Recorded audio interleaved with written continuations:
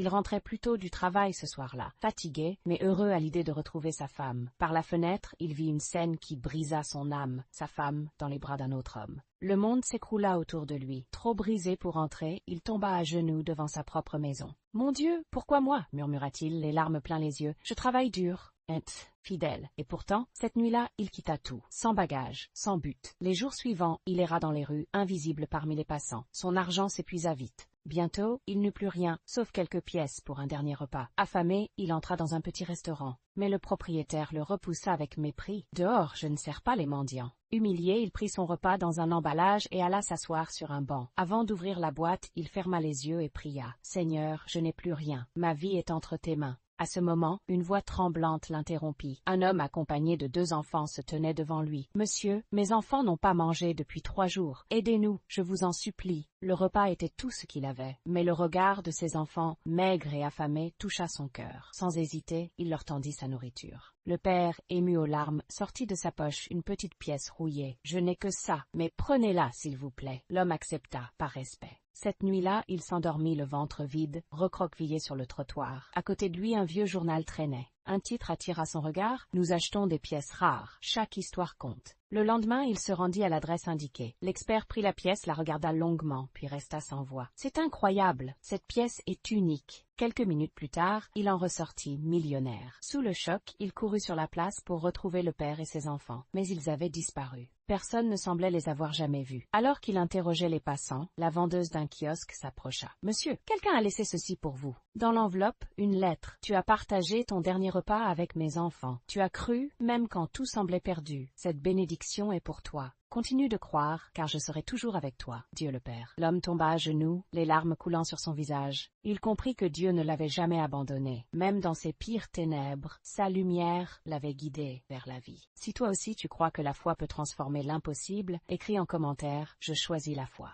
Partage cette histoire pour rappeler que même quand tout s'écroule, Dieu n'oublie jamais ceux qui gardent la foi.